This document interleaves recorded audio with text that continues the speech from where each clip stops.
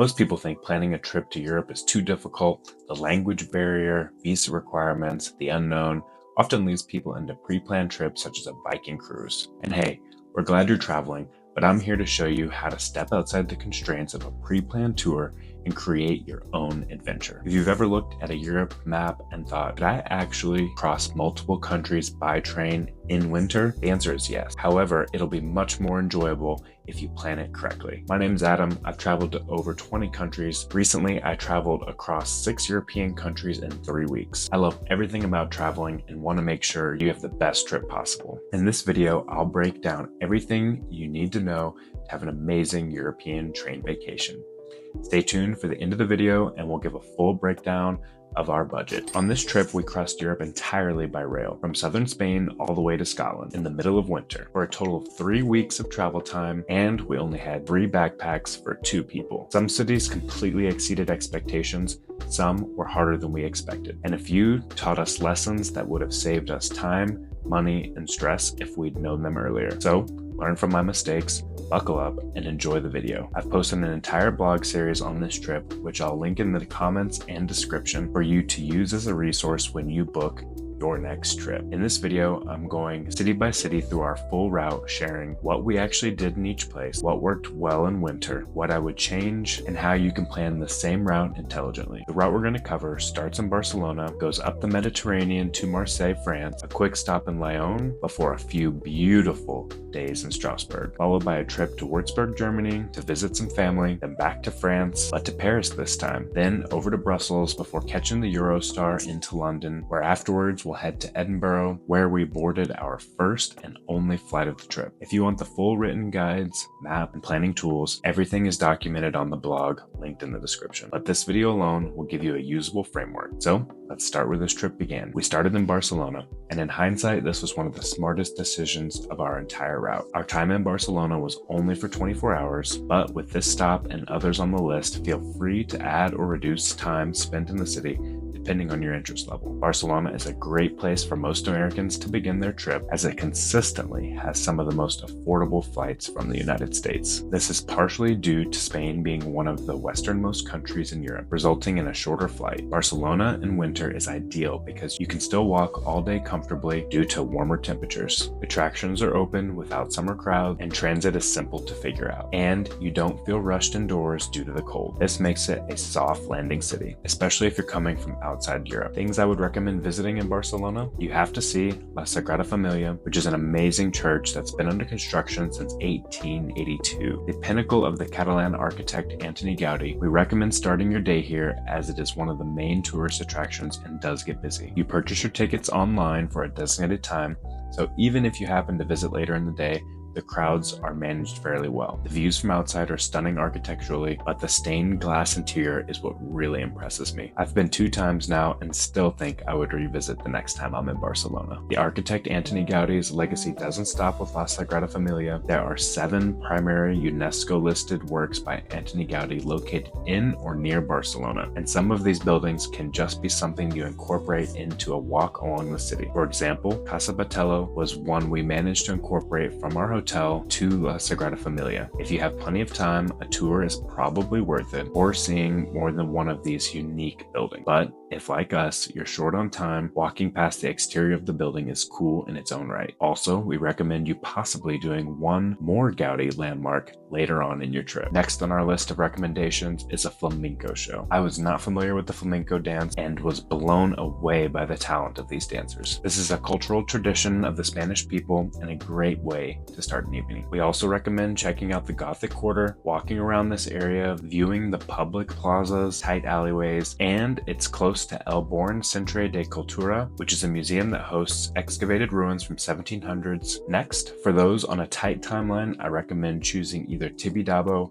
or Park Güell. Personally, I lean towards Tibidabo for its impressive views of the city, fun train ride to the top of the mountain, and lesser crowds. This is just my experience and not to take away from Park Güell, which has its own great views of Barcelona, although not as high up. And at Park Güell, you will get some of the impressive Gaudí architecture. Both locations are slightly outside of the main downtown area and will require using public transit or rideshare. Our last recommendation for Barcelona is Plaça de Catalunya. A massive public square with water fountain is just the pinnacle of the Spanish and European culture. Free entertainment, and during the winter, amazing Christmas lights. If you're in the area and are looking for a bite to eat, we recommend heading to the top of Cortes Ingles, a Spanish mall, where you'll find a cafeteria with paella options and other easy bites. The best part about this experience is the aerial views of Plaça de Catalunya and Barcelona. Where have I stayed in Barcelona? Hotel Ronda Lesps, which is very close to Park Güell and a nice hotel, but is a little far out from the Gothic district and city center, which required us to rely on public transit more. Most recently, we stayed at Hostel Live Barcelona, which was on the Gran Via, and that was amazing. You're in the heart of the city, technically a hostel, but we had a private room and honestly couldn't tell the difference from a regular hotel. Here's the key planning insight. Winter trips should start in a forgiving city. Barcelona lets you ease into travel mode before winter conditions start compounding mistakes. And that matters because once you leave Spain, the trip accelerates fast. For us, Spain is also an easier starting point due to familiarity with the Spanish language. Our next stop was Marseille, France. The train from Barcelona to Marseille is just under 5 hours and departs from Barcelona-Sants and arrives at Marseille St. Charles. Our ticket was €60 per person. We took the evening train out of Barcelona, which provided amazing sunset views and allowed us to get into Marseille at a reasonable time. The train ride is where the mental shift happens. This is when you stop feeling based somewhere and start feeling like you're moving through Europe. Again, we only had a brief 24 hours here, but there's certainly enough to do to extend your trip here. Marseille surprised us. It's not polished, it's not curated for tourists, but in winter, that actually works in its favor. Things I would recommend visiting: the old port of Marseille, which you'd almost be hard-pressed to miss. It's incredible to see the historic harbor with all the sailboats. It's a decent walk all the way around the harbor, and so much so that there's even a taxi boat that will take you from one side to the other if you wish. From the port, you'll likely notice a building in the distance up on a hill. This is Notre Dame de la Garda, and is certainly worth the visit. You can tour the Basilique, which is a term that refers to both a specific historical style of architecture and a high-ranking designation for certain churches in the Catholic Church. You are also afforded views of the port, the islands just off the coast of Marseille. One of these islands is the Chateau d'If. For any Count of Monte Cristo fans, you'll definitely recognize the name. If not, just know that this is a famous prison on the island, similar to Alcatraz, where the main character of the Count of Monte Cristo, Edmond Dantes, was wrongly imprisoned. Porte d'Aix is another must-see in your visit. It is a triumphal arch designed by Michel Robert Penchant, marking victories in the Napoleonic War. This is a bit smaller than the Arc de Triomphe in Paris, but also significantly less crowded and worth a visit to get you excited about our future visit to Paris. La Corniche Kennedy is a scenic area closer to the sea, which again affords beautiful views of the islands off the coast of Marseille. Here you'll also find an amazing 3-kilometer long bench along the coast that promotes relaxing and enjoying some of the beautiful sea views and fresh air. Finally, you have to visit Palace Longchamp. This is a monument from the mid-1800s with a waterfall and reservoir built to bring water to the city. There are 2 museums here and a beautiful park to walk around. One of my favorite elements of the park was a water fountain wrapped in gold leaf. This is just something you don't see in the United States. Here, due to our time constraint, tired feet from a long day of walking in Barcelona, and the windier port weather, we opted for the red tour bus. This was great as it kept us out of the elements, off our feet, and provided transport and information to some of the main sites. This is an attraction I usually avoid when traveling, but this destination has made me reconsider my attitude towards the red bus. What Marseille does well in winter: strong food culture, compact central areas, a lived-in feel that doesn't disappear off-season. Where did we stay in Marseille? A People Hostel, a charming hotel with bag storage, which is great when you're not spending long in a city and need a place to store your bags after checkout. While it is a hostel, we had a private room and enjoyed our stay there. What we learned in Marseille? Winter cities don't need to be pretty, they need to be functional. Marseille is a great reminder that authenticity can carry a winter stop even if the city isn't cute. The next city on our itinerary? Strasbourg. The train from Marseille to Strasbourg was around 7 hours. So, in an attempt to maintain a good sleep schedule and maximize our time in Marseille, we did something a little unconventional. and we broke the journey up with a stop in Lyon where we simply got off the train, went to the hotel, woke up, and went back to the train station. Oddly enough, we left from a different train station than the one we arrived in. So the lesson here: ensure you're paying attention to the stations you are supposed to arrive and depart from. In our situation, we thought it would be best to travel closer to the departing station once we arrived at night to make our morning commute less stressful. The train from Marseille to Lyon was €16 per person, and the Lyon to Strasbourg leg was €55 per person. Other than that, I don't have much to add about Lyon since we didn't spend much time there. This is also a good point to mention that we treated each train ride as an attraction. Traveling during the daylight, seeing the countryside, conversing with strangers and amongst ourselves on the train was an enjoyable part of the trip that can easily be overlooked or eliminated when traveling by plane. So the morning train ride out of Lyon was something we were looking forward to, and we enjoyed the beautiful views of the French countryside. Moving north to Strasbourg was the first moment where winter really asserted itself. Colder air, shorter daylight, more need to plan your day intentionally, and Strasbourg absolutely nailed it. We arrived in the month of December with the town in full Christmas decorations. The city calls itself the capital of Christmas, and it truly deserves that title. Things I would recommend visiting in Strasbourg include simply wandering through the old city and enjoying the densely packed streets. There are many timbered houses that line the streets, and while these houses are fairly common across Europe, I found them to be very prominent and beautiful throughout the streets of Strasbourg. Next on the list, the Christmas decorations, and you don't have to look hard. Wander down any street that interests you, and when it ends, pick up another street and follow it. Many of the streets had themed lights. Many shops took it upon themselves to have the most elaborate decorations. Additionally, there are several Christmas squares, such as Place Klebler, where you can eat some amazing food, drink some delicious mulled wine, and shop at the various souvenir shops. Again, for any literary fans, we recommend Bookstore Amateur. It is a rare bookstore and had a ton of really old books. On your walk there, the main street is vibrant and there's a sign telling you to head into a dark alley for the bookstore. Rest assured, there is indeed a bookstore through the alley. I'll put the name on screen so I don't butcher the French. Next on the list, walk down to La Petite France and view the river running through the downtown. The views were stunning, and as you can see here, a very scenic river with the boat going down. While we didn't do a boat tour, I am sure they would be amazing. Additionally, we didn't make the voyage, but I would love to go back to Strasbourg to visit some of the smaller villages just outside. I'll put their names on the screen here so again I don't butcher the French. As you can see from some of the images, the timbered houses and cobblestone streets seem to come alive in these towns. We spent 3 days in Strasbourg and took it very relaxingly. Other than enjoying the Christmas festivities, we didn't have much else planned here, and we used it as a bit of a recovery city after some busy travel days in Barcelona and Marseille.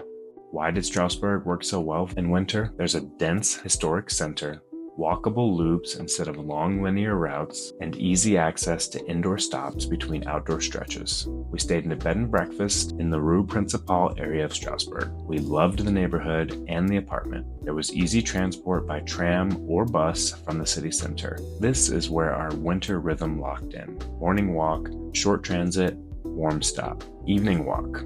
If you're planning a winter train trip, this is a major takeaway. Choose cities where you can do a lot without crossing the entire city. Strasbourg became one of the easiest and most enjoyable winter stops on the route. Next city on our itinerary, Würzburg, Germany. Crossing into Germany felt like switching operating systems. This is where we had our first train situation. Upon getting on our first German train, we found ourselves without an assigned seat and an open seating policy. We knew this ahead of time, but didn't think we'd struggle to find a seat. Well, we did.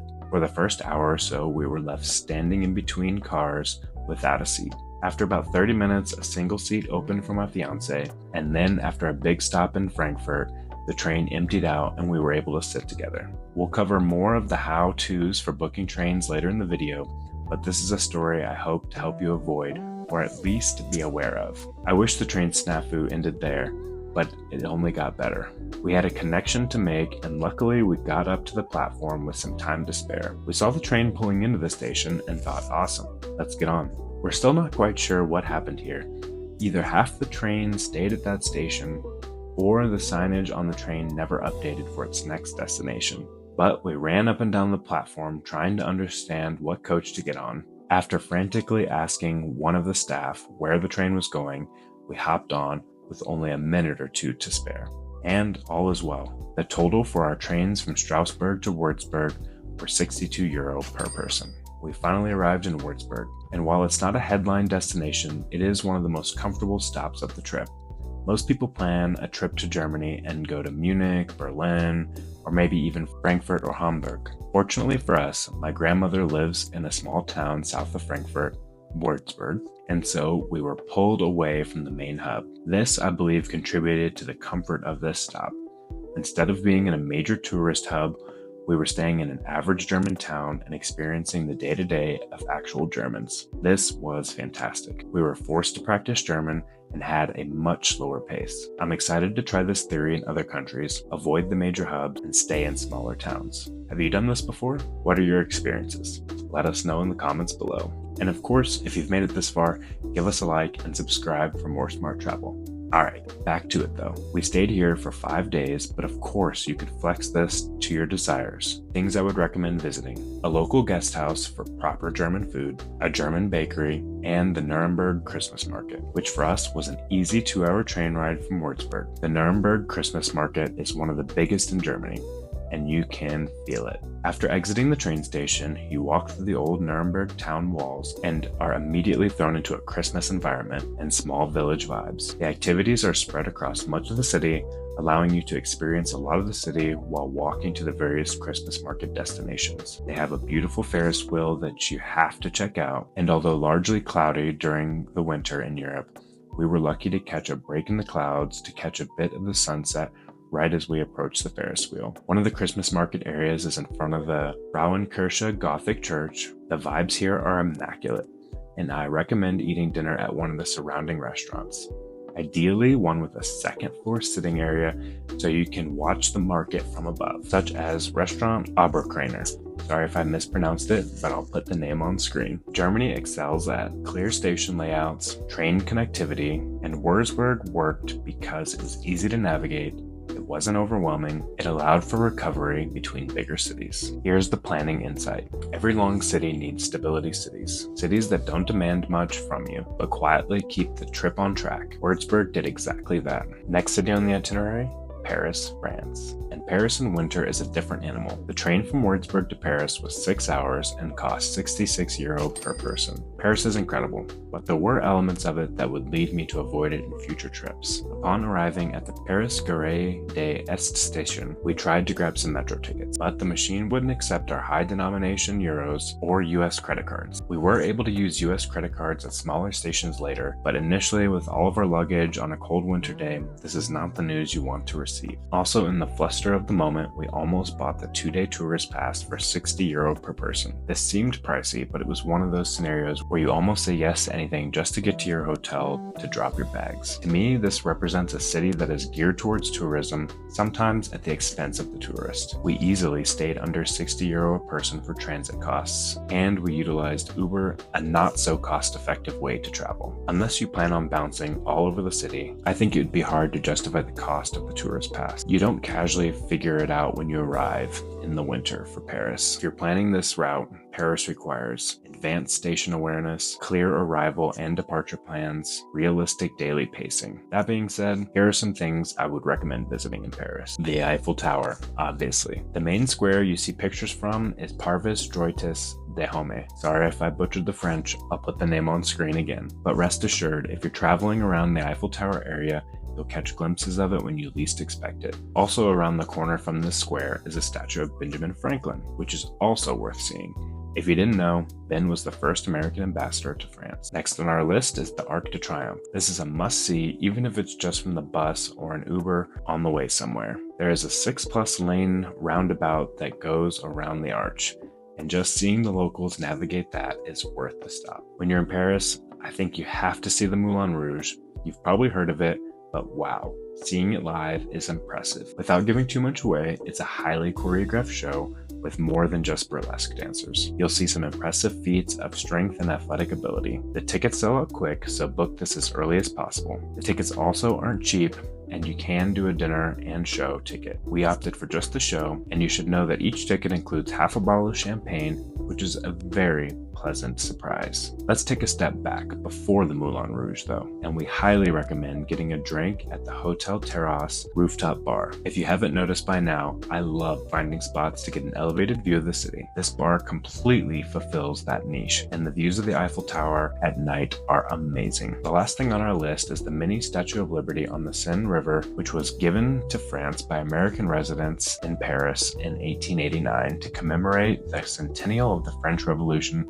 and to honor the friendship between the two nations. Overall, Paris was stunning and charming. Seeing the Eiffel Tower from different angles never gets tiring. French food is amazing, so make sure you do some research and find some good food spots near you. My favorite was Bistro Belleroit, an amazing place with a friendly owner who knows his wine. We stayed at the Yuma Urban Lodge, which was a charming hotel with a video game themed lobby, centrally located and offered a view of the Eiffel Tower. There was a sauna on site, which was amazing to unwind in. Paris is rewarding, but energy expensive. I'm glad we were only there for 2 days and were able to recharge our batteries at the next stop. Next stop, Brussels. Brussels was one of the most pleasant surprises of the entire trip. We departed Paris from a different station, Paris Gare du Nord, and arrived at Brussels Midi. The train was a 3-hour trip and cost us €30. Brussels works in winter because the city center is compact. You can walk almost everything. Food culture shines in cold weather. Here's some things I would recommend visiting. The Mannequin Piss, which is a famous 58-centimeter bronze fountain sculpture featuring a naked boy urinating into a basin, located near the Grand Place since 1619. It is a beloved, mischievous symbol of the city's rebellious, self-deprecating spirit, and often dressed in costumes. And then there's Jeneke Piss, which is a modern bronze statue and fountain in Brussels that represents a young girl with 2 ponytails squatting and urinating. Designed as the female counterpart to the famous Mannequin Piss, it is part of the trio of statues in the city center, alongside the Jeneke Piss, a peeing dog. Sadly, we didn't make it to the dog statue, but if you have, I'd love to hear about it. Drop us a note in the comments. When you're near the Mannequin Piss, I recommend checking out the Bicycle Restaurant. I won't try and butcher the name, but I'll put it on the screen for you now. And when you've made your way over to Jeneke Piss, stop into the bar across the street, Delirium Cafe, which is a Guinness World Record holder for the number of beers on tap. The bar sprawls across what you would think are several different buildings. Next, Grand Place is a beautiful square for you to enjoy the pace of the city.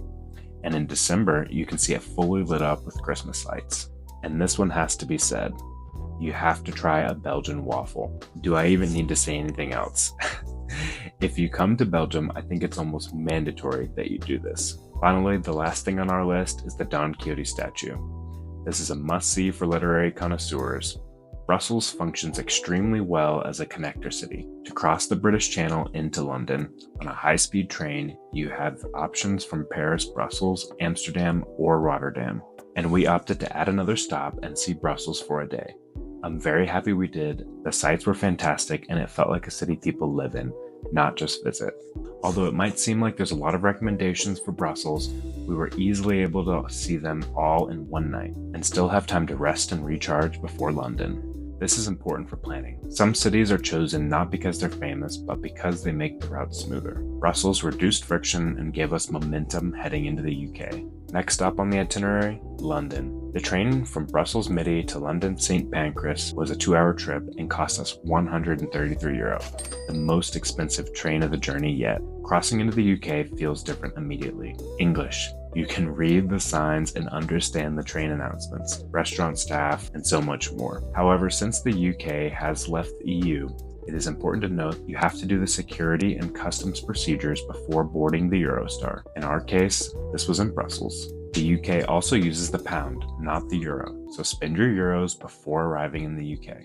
We arrived in London, and London in winter demands structure. We stayed in the Soho area, which was slammed with visitors. This was an exciting place to have quick access to and made the crowds worth it. We didn't have a dinner reservation and were denied at our first choice. Additionally, our backup place was also slammed full, but they were able to get us a spot at the bar, learn from us, and make reservations ahead of time, especially in popular areas such as London.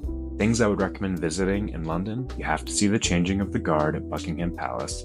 It's highly likely you're going to want to visit Buckingham Palace anyway, so check the schedule online and see if you can see the changing of the guards as well. We definitely recommend getting there at least an hour early to get a good spot.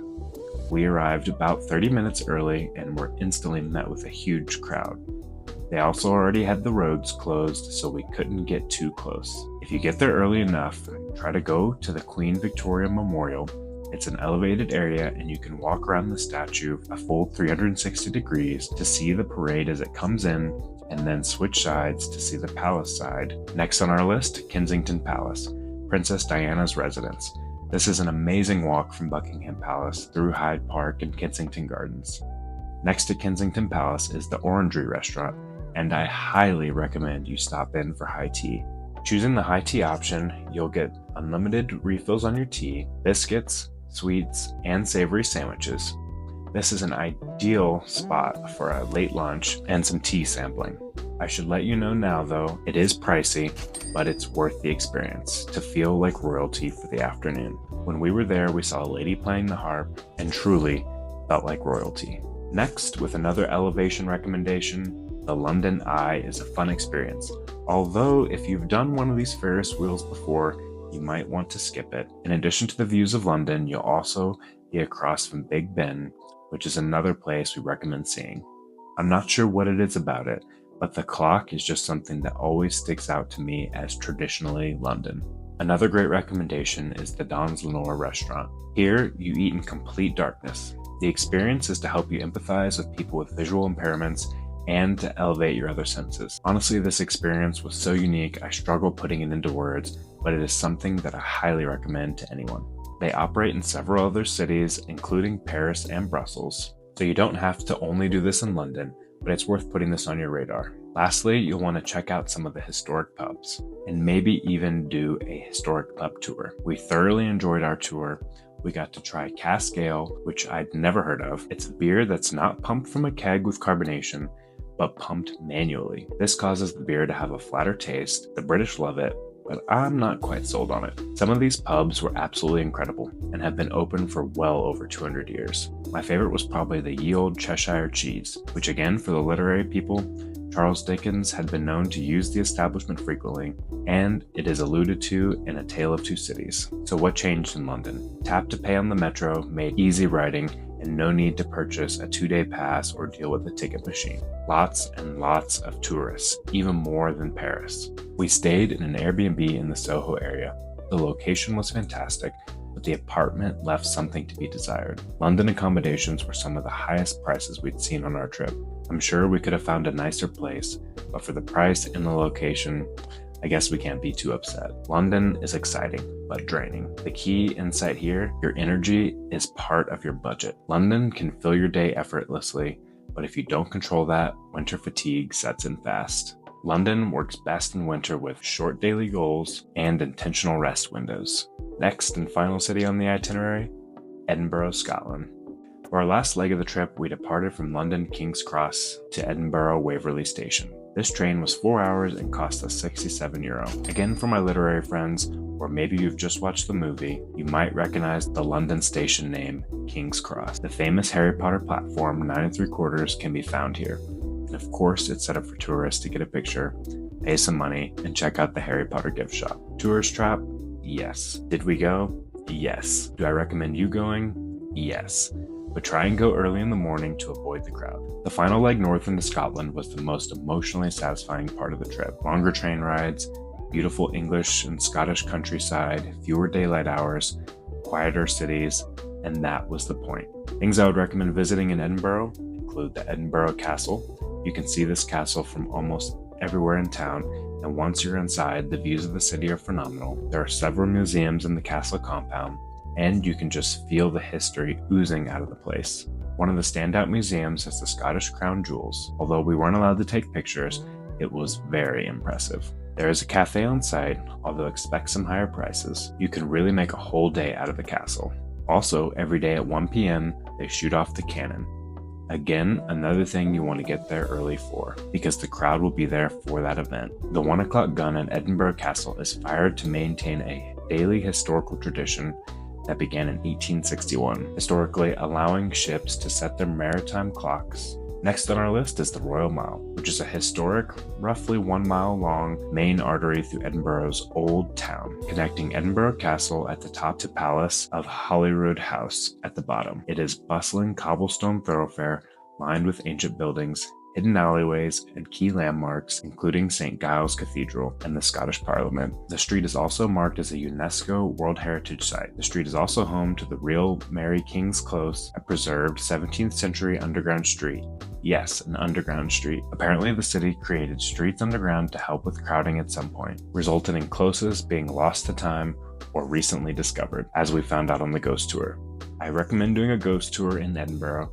It was quite fun because other than the occasional jump scare, we got to learn about some of the history behind the underground streets, closes, and some of the local lore around the graveyard. I won't spoil it for you, but make sure to check it out on your visit. We also recommend a whiskey tour while in Edinburgh. The Scottish are known for their whiskey, and there is a reason why. Our tour was held underground in a once lost close until a construction worker randomly took down the wrong wall to discover the location. It makes you wonder how many more of these undiscovered closes are under the city. And of course, it's hard to go to Scotland and not see the Highland cows. But from Edinburgh, it can be quite a drive out to the Highlands to see the cows. Luckily, Swanston Farms is just on the edge of the city, allowing you to take a quick ride over to the farm to see the cows without spending a whole day on an excursion. From most places in the city, you'll also be able to see Arthur's Seat and Carlton Hill, and they are a nice nature break from the bustling city. During the winter, the sun goes down around 4:30, so make sure to plan ahead to give yourself enough daylight. I walked from downtown to Carlton Hill with the expectation of continuing on to Arthur's Seat. However, when I got there, it was getting close to 4 and I thought better of the idea. From Carlton Hill, you still get a great view of Arthur's Seat, so if you're short on time, settle for Carlton Hill. Otherwise, carve out some time and experience Arthur's Seat. Arthur's Seat is an extinct volcano dating back to 340 million years ago. It features rocky scrags, including the adjacent Salisbury Crags, formed by glacial erosion. Lastly, and it would be hard to miss, is Victoria Street, which is a famous curved and steeply sloped street in the Old Town, renowned for its colorful multi-story buildings, independent shops, and cafes, and is often cited as likely inspiration for Diagon Alley in Harry Potter. Scotland forced us to slow down, and after multiple countries and major hubs, that slowdown felt earned. Ending the trip here worked because the pace naturally drops, expectations reset, winter feels intentional instead of limiting. This is a key planning lesson. End winter trips in calmer regions, not busier ones. Dealing with jet lag on your return is enough to make you need a vacation after vacation. If you take nothing else from this video, take this. You can plan your own Euro trip and Euro train trip. And a few more things. Winter cold has a way of magnifying travel stress, so plan ahead. Compact cities outperform sprawling ones. Buffer time is not wasted time. Recharge on your accommodation balcony and have conversations with your travel partners. This is sometimes the best part of the trip. Planning creates freedom, not rigidity. You might be wondering where we found all of our train tickets. The Trainline app was huge for us. We're not sponsored, but I can say it's a great app. We looked into the Eurorail Pass, but just didn't think it made sense for our trip. I'd recommend you checking it out, but it seems to me like it's meant for people with complete flexibility on when and where they travel. In our situation, that wasn't the case. Should I do a future video comparing Eurorail to Trainline? Let me know in the comments. Carrying everything in 3 backpacks made train travel a breeze, and every one of these lessons is expanded in the blog guides with real examples and fixes. And now for the awaited budget breakdown. So, what did we spend for this trip on a 3-week adventure across Europe? Here's the per person breakdown. Train cost, €489. And don't worry, I'll show the total in USD at the end. Accommodation cost, €1,082. Food cost, just over $1,000. Tours, $465, for a grand total of $3,327 US. Now, we should say that we stayed fairly frugal on accommodation without staying in dormitory-style bunk beds, and we had family to stay with in Germany. We are also living in Europe, so I didn't include a price for plane tickets for us back to Spain or coming over from the US originally. For those needing a flight, Edinburgh is a good hub to fly out of, or consider taking a train back to England and flying out of Manchester or London. Also, food was an area I would say we weren't frugal, but also not eating at 5-star locations. Seeing the grand total is a bit shocking to me, but we did visit some larger cities in Western Europe, so there are cheaper ways to do a Europe trip. Also, we could have saved more by frequenting supermarkets instead of restaurants, and we could have also skipped the tours to save some money. But travel's an experience, and you can't take money with you to the next life, so overall, I'm glad we did the trip. If you're planning a similar winter route, here's the framework. Start in a forgiving climate such as Spain or maybe Portugal. Use the Trainline app to book and plan your rail journey. Compare prices directly with the train operators to make sure you're getting the best deal. Normally you will.